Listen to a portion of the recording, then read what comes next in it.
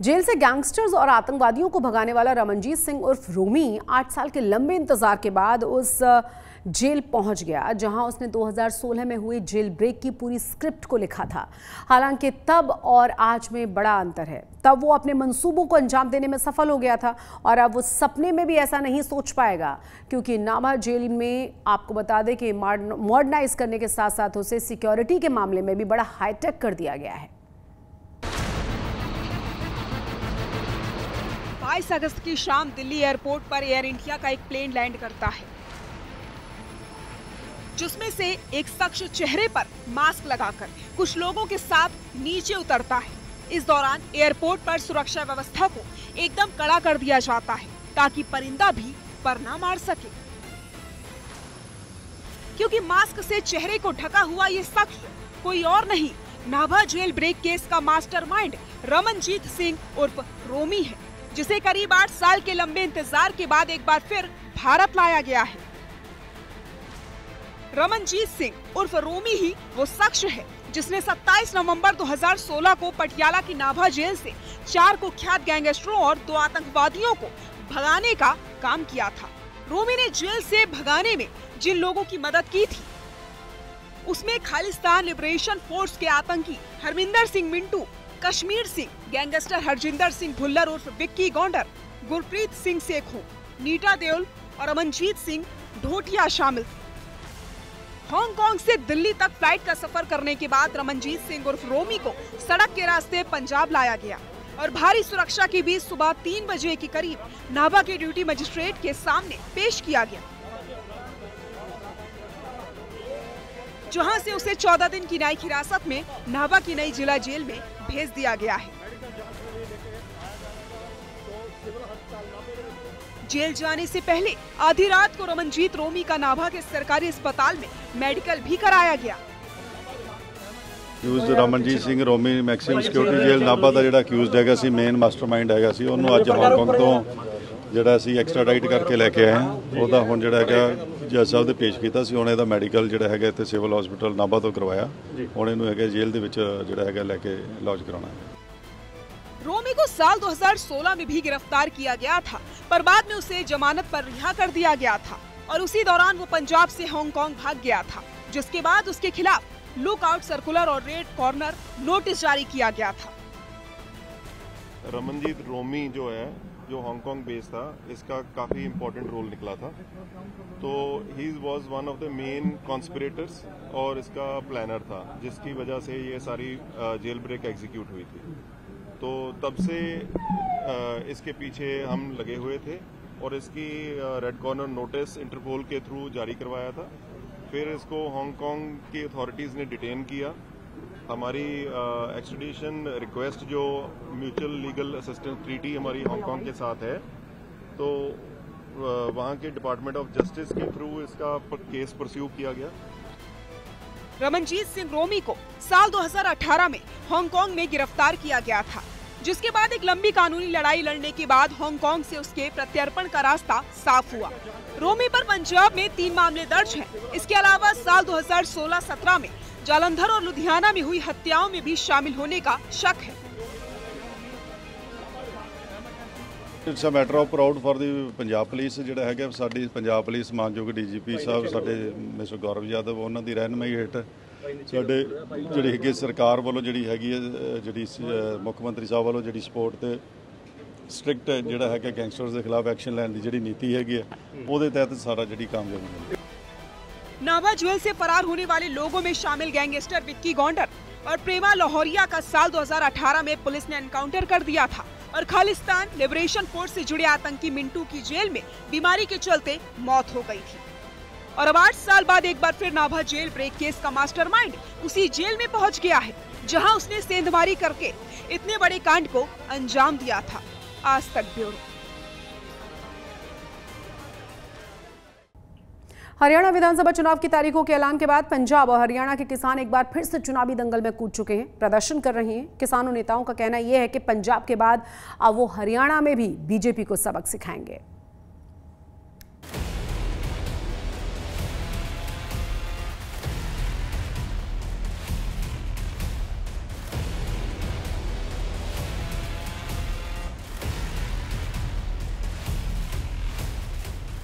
पंजाब में उपचुनाव की तारीखों का ऐलान बाकी है और दूसरी तरफ हरियाणा में विधानसभा चुनाव की तारीखों का ऐलान हो चुका है। ऐसे में एमएसपी की लीगल गारंटी की मांग को लेकर प्रदर्शन कर रहे किसान एक बार फिर चुनावी चक्रव्यूह में कूदने के लिए तैयार है।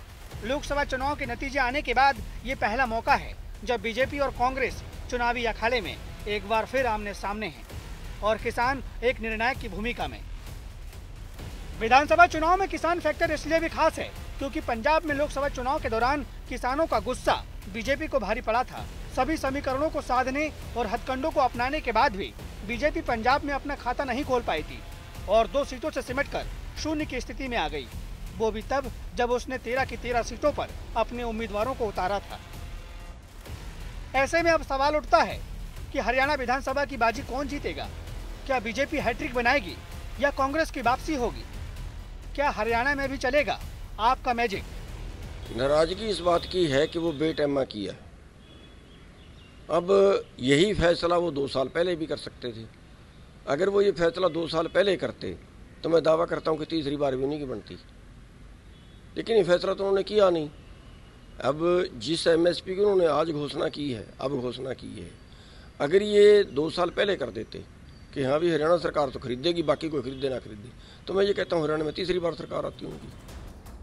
चुनाव में अपने प्रदर्शन को लेकर सभी पार्टियों के अपने अपने दावे हैं, लेकिन चुनावी अखाड़े में मुख्य रूप से 2 बड़े प्लेयर हैं।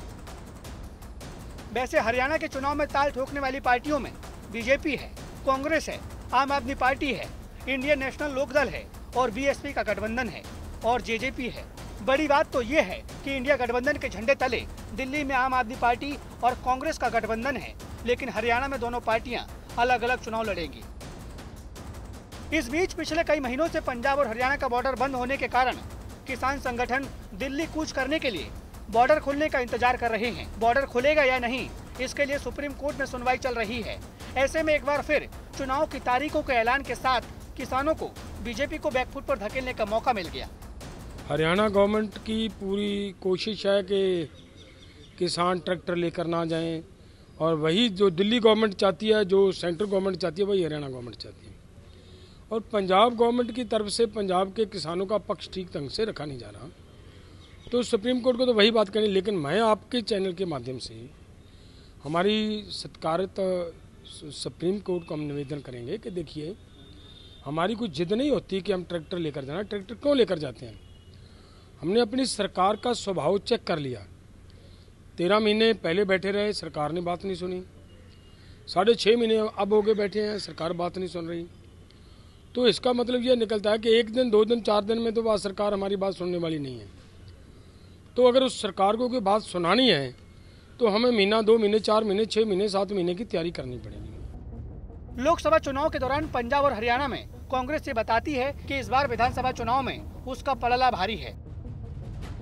दरअसल हरियाणा में 2019 के चुनाव में कांग्रेस एक भी सीट नहीं जीत पाई थी, लेकिन 2024 में 5 सीटों तक पहुंच गई, जहां 2019 के चुनाव में 28.51% वोट से बढ़कर कांग्रेस का वोट शेयर 43.67% तक पहुंच गया।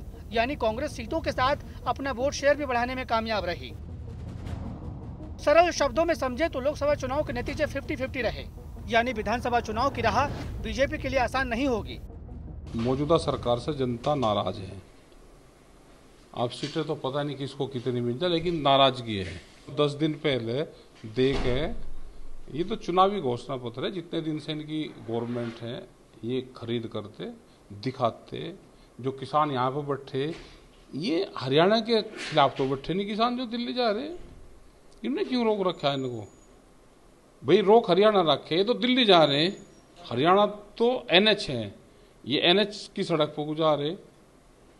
NH है दिल्ली की, तो उसको भी जान देते तो खामियाजा भुगतेंगे। पहली बार भी उन्होंने रोके। कुछ दिन पहले ही संसद में किसानों के गुट ने राहुल गांधी से मुलाकात की थी और राहुल गांधी ने किसानों को MSP पर कानूनी गारंटी दिलाने का वादा किया था। और हरियाणा के बाद पंजाब में भी 5 विधानसभा सीटों पर उपचुनाव होंगे। ऐसे में अगर किसान पूरी तरह से बीजेपी के खिलाफ जाते हैं तो इसका सीधा असर नतीजों पर पड़ना तय है। चंडीगढ़ से मंजीत सहगल के साथ आज तक ब्यूरो। लुधियाना के खन्ना में हुए शिवलिंग खंडित मामले में पुलिस द्वारा 4 आरोपियों को पकड़ने के बाद आज सुबह शिवपुरी मंदिर कमेटी के सदस्यों ने चंडीगढ़ में सीएम भगवंत मान से मुलाकात की है और मंदिर में चोरी और तोड़फोड़ करने वाले आरोपियों को पकड़ने पर सीएम का धन्यवाद भी दिया है। इसके अलावा हिंदू नेताओं ने खन्ना के शिवपुरी मंदिर की तरह ही राज्य भर में हो रही घटनाओं को रोकने और आरोपियों को जल्द पकड़ने की मांग भी की है। वहीं सीएम मान ने भी आश्वासन दे दिया है कि पंजाब पुलिस का पूरा ध्यान अब रहेगा लोगों की सुरक्षा पर। मीटिंग के बाद हिंदू नेताओं ने सीएम भगवंत मान को सम्मानित भी किया। तो हम लोग यहाँ आए थे भगवंत मान जी का धन्यवाद करने के लिए।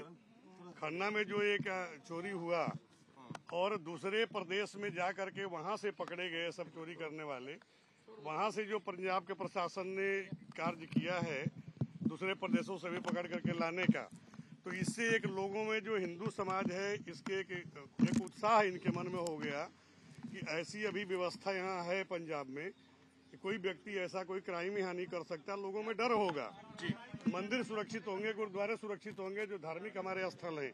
और भी कई विषयों पर हमने धार्मिक स्थल की सुरक्षा की व्यवस्था और अन्य की चर्चा हुई, आश्वासन भी मिला।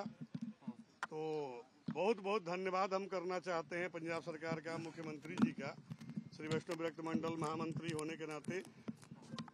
ये जो चोरी हुआ और तत्काल इतना जल्दी गिरफ्तारी हो गई, इस गिरफ्तारी को देख करके अब हमें लग रहा है कि हमारे डेरे और गुरुद्वारे जो भी हैं वो सुरक्षित हैं।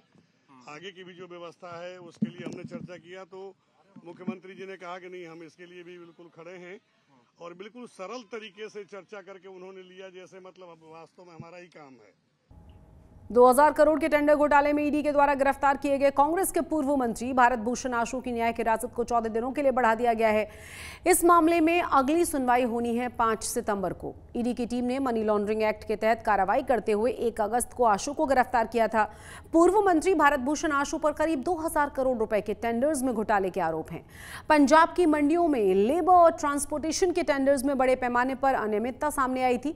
उसके बाद तलाशी के दौरान ईडी को करीब 1.5 करोड़ रुपए की संपत्ति के दस्तावेज भी मिले थे। इस दौरान करीब 30 लाख रुपए भी जब्त किए गए थे। और अब बात करेंगे कोलकाता रेप कांड की। कोलकाता रेप केस को लेकर पंजाब में डॉक्टर्स का प्रदर्शन जारी है। तस्वीरें फरीदकोट के गुरु गोबिंद सिंह मेडिकल कॉलेज की हैं, जहां रेजिडेंट डॉक्टर ने 25 फीट लंबे कपड़े पर स्लोगन लिखकर अपना रोष जताया है। इसके अलावा मेडिकल कॉलेज कैंपस में डॉक्टर्स और स्टूडेंट्स के द्वारा नुक्कड़ नाटक भी किए गए। आपको बता दें कि फरीदकोट में पिछले 8 दिनों से डॉक्टर्स लगातार प्रदर्शन कर रहे हैं। प्रदर्शनकारी डॉक्टर्स का कहना यह है कि कई बार उन्हें 25 से 30 घंटे तक ड्यूटी करनी पड़ती है। ऐसे में उनकी सुरक्षा सरकार की जिम्मेदारी है। हम ये सफेद एप्रन पहन के हम लोग यहाँ पे ड्यूटी करते हैं। 24 घंटे, 36 घंटे, 40 घंटे हम लोग हॉस्पिटल में लोगों की सेवा कर रहे हैं। तो आज ये हमारा एप्रन आप देख सकते हो, हम सबका एप्रन आज लाल हो गया है। क्यों? क्योंकि ये कोलकाता में एक केस हुआ है, हम सब उसके खिलाफ आवाज उठा रहे हैं। हम चाहते हैं जो हमारी जो फेलो कलीग थी, जैसा उसके साथ हुआ है ऐसा और किसी के साथ भी ना हो। तो हम चाहते हैं कि हमें सेफ्टी मिले, अपनी ड्यूटी पे हम सेफ होके आए। अगर हम सेफ रहेंगे तो हम पूरे मन से और सेवा कर सकते हैं। हम ड्यूटी कर रहे हैं लेकिन हमारी कोई ज्यादा डिमांड नहीं है, बस यही है कि जहाँ ड्यूटी कर रहे हैं कम से कम वहाँ हम सेफ फील करें।